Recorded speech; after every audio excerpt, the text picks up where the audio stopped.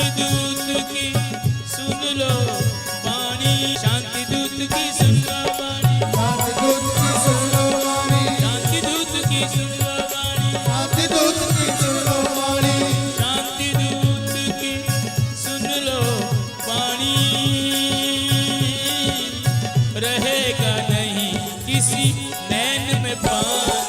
भाई तुम्हें मंजिल तक जाना है, वहां पहुंचना है तो कम से कम ड्राइवर पे भरोसा करना पड़ेगा और तुम्हें वो गाड़ी की स्टीयरिंग उसके हाथ में सौंपनी पड़ेगी। ले भाई तू चला। और याद रखिए, जब आप अपनी गाड़ी की चाबी और स्टीयरिंग ड्राइवर को देते हैं, इसका मतलब सिर्फ वो गाड़ी की स्टीयरिंग की जिम्मेदारी उसके हाथ में नहीं, तुम्हारी जिंदगी की भी उसकी जिम्मेदारी है। तुम कितना बड़ा भरोसा कर लेते हो, एक अनजान व्यक्ति पर अपनी गाड़ी उसे दे देते हो और आप पीछे बैठ जाते हो आराम से। इतना भरोसा अननोन पर्सन पर आप करते हो, तब जाके मंजिल पे पहुंचते हो। तो जब मंजिल पे पहुंचना है तो गुरु के वचनों पे कितना बड़ा भरोसा करना पड़ेगा, संत पे कितना बड़ा भरोसा करना पड़ेगा, तब जाके मंजिल मिलेगी हमें कृष्ण के दर्शन की। आसानी है क्या? वो भी सफर है, ये भी सफर है। वहां भी मंजिल है, यहां भी मंजिल है। वहां भी तेरा भरोसा है, यहां भी तुझे भरोसा करना पड़ेगा। भरोसा नहीं करोगे भगवान नहीं मिलेगा। संत पे भरोसा कर लिया।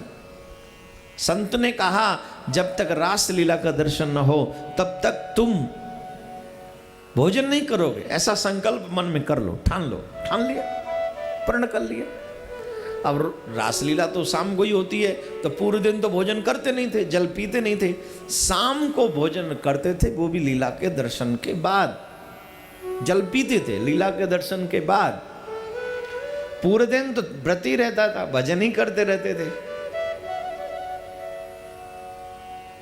पूरे दिन तो व्रत ही रहता था उनका। वृंदावन का वास हो, हरि का भजन हो। तीर्थ में जाओ तो कम खाओ, ये ध्यान रखो। वैसे तो कम घर में भी खाना चाहिए। आप जितना कम खाओगे उतना ही ज्यादा जियोगे, और जितना ज्यादा खाओगे उतनी जल्दी मरोगे। भूखा कोई नहीं मरता, खा के ही मरते हैं। जब भी आपका पेट खराब होता है, डॉक्टर क्या क्या खाया था पूछते हैं कि नहीं? बताओ क्या खाया था, अब बताओ क्या खाया था। बोले जी पिज्जा खाया था। अच्छा नहीं खाया होगा। डॉक्टर भी ब्रांड बता देते, इस ब्रांड का खाया करो। वह भूखा कोई नहीं मरता, खा के मरते सब। तमाम रोग खाने वालों को ही होते हैं। आप देखो ना कितनी गंदी बात है। क्या खाते? मीट खाते। बोलो जो खुद मर गया, जो खुद मर गया उससे खा रहे। अरे राम राम। मच्छर खा रहे, उस पे मच्छर लिपट रही, चेटी लिपट रही है, मक्खी भिन भिना रही है उधर, और पता नहीं कितने दिन का मरा हुआ है वो, बस फ्रिज में रखा हुआ है, खा ले। अब मरा हुआ खाएगा, तेरे बॉडी के अंदर कुछ नहीं होगा। भगवान ने जिस चीज के लिए तुझे पैदा किया वो खाना, फ्रूट खा, अन्न खा। क्या खा रहा? आजकल बहस चल रही है, गौ मांस के ऊपर बहस चल रही। बोलो अरे भाई, गौ कोई खाने की चीज है? वो तो तुम्हें जिंदगी देती है। उसका दूध पियो, उसका घी खाओ, उसका दही खाओ। कितना बड़ा अमृत तो प्रदान कर देती है। घी खाओगे तो बुद्धि तेज कर देती है, दूध पियोगे तो स्ट्रांग कर देती है। उसे भी खा जा रहे हो। बोलो कुछ छोड़ोगे कि नहीं राक्षस हो? अब बताओ, आज भी जानवर पशु अपना धर्म निभा रहे हैं कि नहीं? जंगल में आज भी पशु रहते कि नहीं? रहते कि नहीं? समुद्र अपना धर्म निभा रहा है कि नहीं? चंद्रमा अपना धर्म निभा रहा है, सूरज अपना धर्म निभा रहा है, पवन अपना धर्म निभा रहा है। लेकिन क्या इंसान अपना धर्म निभा रहा है? ये सागर में भी होटल खड़े कर रहा है, ये जंगलों में भी बिल्डिंग खड़ी कर रहा है, ये चांद पे भी बम्पर भेज रहा है। क्या होगा? प्रलय होगी और क्या होना है? कुछ तो छोड़ दे। वायु को ये नहीं छोड़ रहे, अग्नि को मिसाइल ये बना रहे हैं, और पता नहीं चंद्रमा पे कौन कौन से यंत्र भेज रहे हैं। कब तक बचोगे? बोलो कब तक? न सूरज बदला, न चांद बदला है, न धरती बदली, न आसमान बदला। बदला है तो केवल इंसान बदला है, केवल इंसान बदला। शेर कभी एप्पल खाता है क्या? बताओ, एप्पल खाता है शेर? एप्पल किसके लिए बनाई थी? ये किसको खा रहा है? फलाने की टांग चाहिए। अरे राम राम राम राम, डूब मरो पापियो। एप्पल खाने वाले दांतों से तुम किसी की टांग खाओगे तो खराब नहीं हो जाएगा, इन्फेक्शन नहीं होगा, मरोगे नहीं, किडनी खराब नहीं होगी, अटैक नहीं पड़ेगा क्या? डॉक्टर कहते हैं मीट खाने वाला व्यक्ति को हार्ट अटैक जल्दी आता है। डॉक्टर कहते हैं, मैं नहीं कह रहा हूं। इसलिए पहले शुद्ध होना चाहिए हमारा भोजन। क्या होना चाहिए? भोजन शुद्ध होना चाहिए। और भोजन शुद्ध होगा फिर विचार शुद्ध होंगे, विचार शुद्ध होंगे कर्म शुद्ध होगा, और जब कर्म शुद्ध होगा तो फिर फल भी अच्छा ही मिलने वाला है। बोलो राधे राधे राधे राधे। जोर से बोलना पड़े भैया, राधे। कर्म अच्छा करो, फल अच्छा होगा। अब नियम बना लिया कि जब तक भगवान का दर्शन नहीं करेंगे, वृंदावन में रह के कम खाना चाहिए। मैं ये कह रहा था, कहीं भी किसी तीर्थ में जाओ, हरिद्वार जाओ, कहीं जाओ, कोशिश करो भोजन एक समय करें, भजन ज्यादा करें। दोनों समय भी करें तो कम कम करें, भजन ज्यादा करें, ये जरूरी है। और जितना भजन करोगे उतना हरि के। तो उन्होंने नियम बना लिया कि हमेशा भगवान की लीला का दर्शन करके ही भोजन प्रसाद करेंगे। एक दिन क्या हुआ, जो मंडली वहां लीला कर रही थी उसका कार्यक्रम आगरा के पास में कहीं लग गया। तो नियम है लीला रोज होगी वहां। तो वो क्या किए, उस दिन सुबह कर गए लीला, नियम पूरा करने के लिए। शाम को लीला आगरा में जाके कर दी। और भगत जी को इस बात का पता नहीं चला, जो उन्होंने नियम बनाया कि जब तक लीला दर्शन नहीं होगा तब तक भोजन नहीं होगा। उनको पता नहीं चला, वो शाम को उसी समय पे पहुंचे। भगत जी ने पूछा आज लीला? बोले लीला तो सुबह हो गई। अच्छा, आओ। बोले अब तो कल होगी। बोले ठीक है, कोई बात नहीं। सुबह से कुछ खाया नहीं, आज लीला का दर्शन नहीं। महात्मा जी ने कहा था जब तक रासलीला का दर्शन न कर लो तब तक भोजन मत करना, जल मत पीना। तो भगत जी को लगा कि आज ठाकुर जी की इच्छा है कि हम निर्जला व्रत रखें, तभी तो ठाकुर जी चले गए। अब तो कल ही आके अपना व्रत खोलेंगे, ऐसा सोच के भजन करते हुए वापस चले गए। वहां एक दिन का प्रोग्राम और भी एक्सटेंड हो गया, बढ़ गया। दूसरे दिन फिर सुबह आके कर गए, फिर शाम को जाके वहीं लीला की। दूसरे दिन भगत जी आए तो फिर लीला नहीं मिली, फिर भी दूसरे दिन जल की एक बूंद नहीं ली। तीसरे दिन भी ऐसा ही हुआ। अब 3 दिन से जिसने एक बूंद पानी नहीं पिया उसकी क्या दशा होगी आप समझ सकते।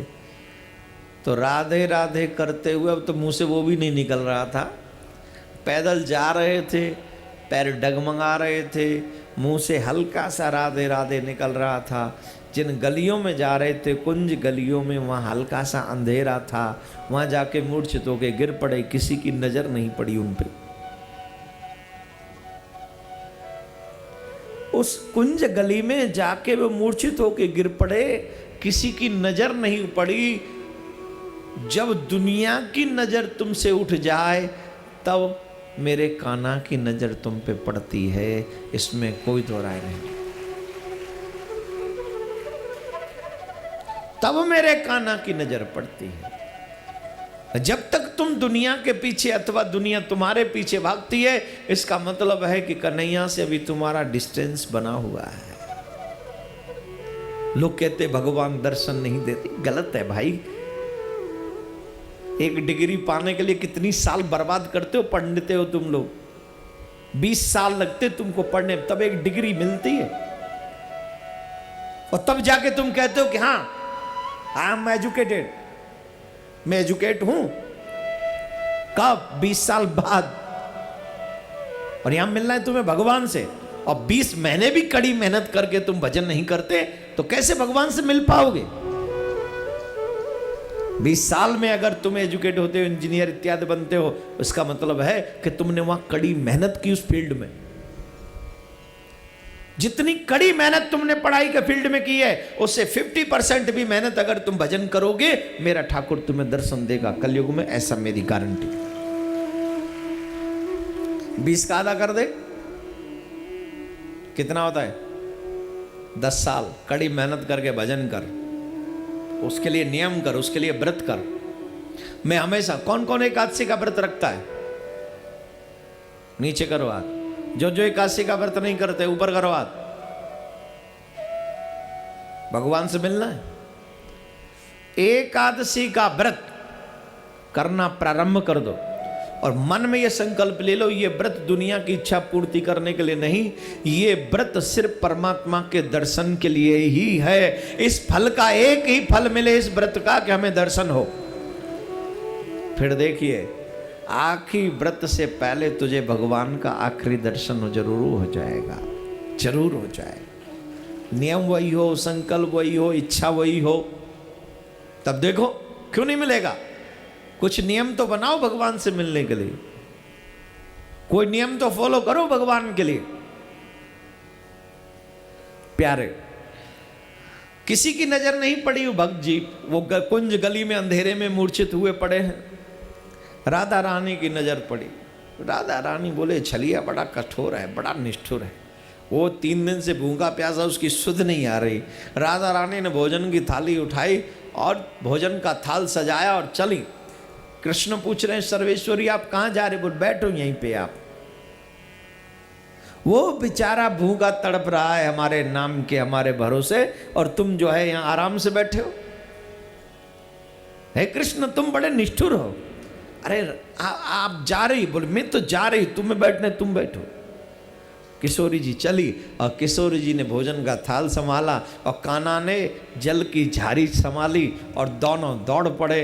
और दोनों जब दौड़े तो राधा रानी ने उसका सर अपने हाथ से सहलाया और कहा, पुत्र उठो, भोजन करो। भोजन नहीं करूँगा। क्यों? मेरे गुरुजी ने कहा है, जब तक रासलीला का दर्शन न हो जाए तब तक भोजन ग्रहण मत करना। अरे तुम्हें जिसका दर्शन करना था वही तो हैं हम। ये छलिया और मैं राधे, मैं राधा हूं। तो भी मैं गुरुजी के वचन कैसे झूठे कर दूं? मैं भोजन तब तक नहीं करूंगा जब तक गुरुजी की आज्ञा का पालन नहीं हो जाए। कब करोगे? बोले, जब रासलीला का दर्शन होगा। कान्हा ने बुलाया 8 सखियों को, आ जाओ रासलीला करेंगे।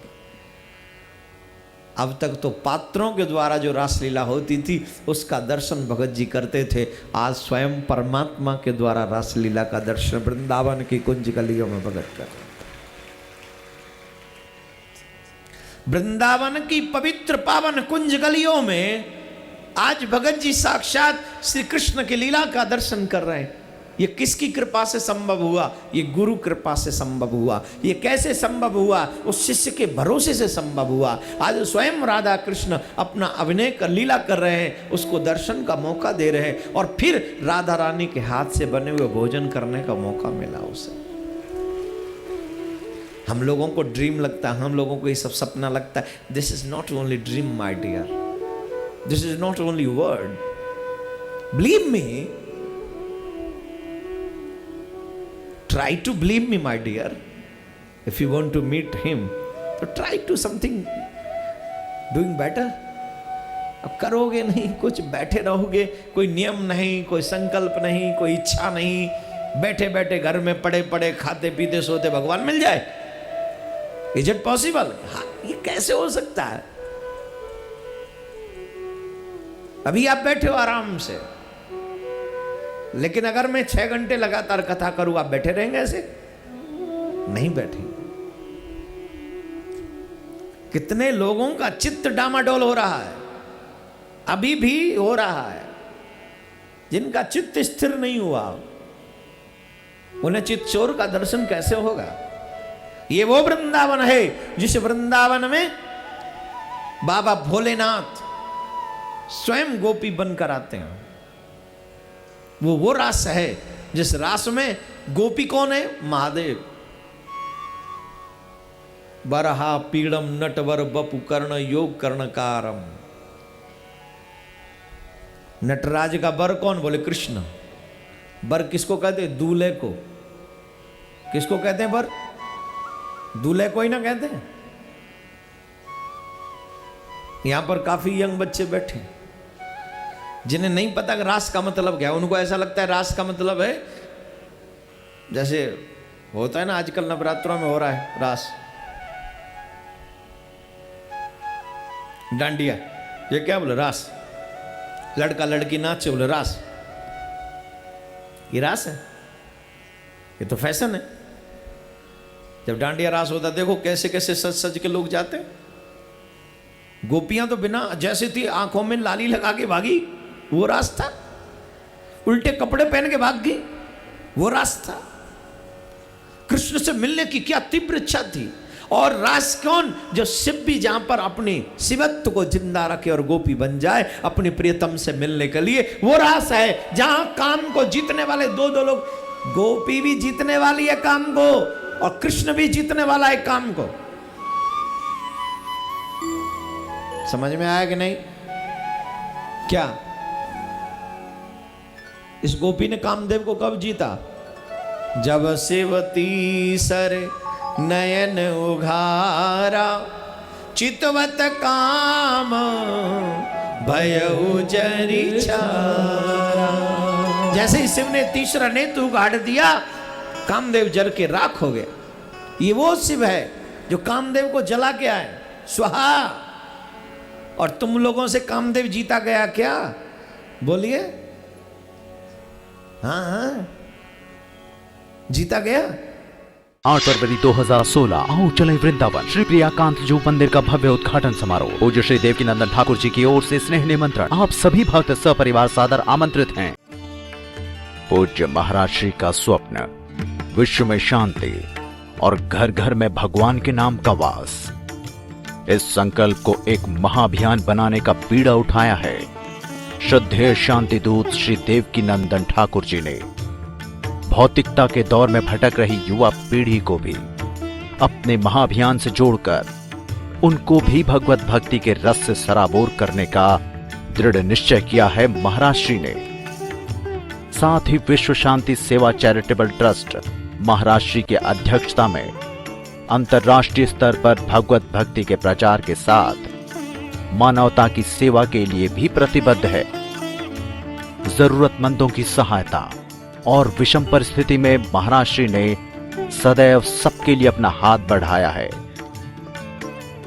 आप भी श्रद्धेय शांति दूत श्री देवकीनंदन ठाकुर जी के महाअभियान में अपना पुनीत सहयोग प्रदान कर सकते हैं।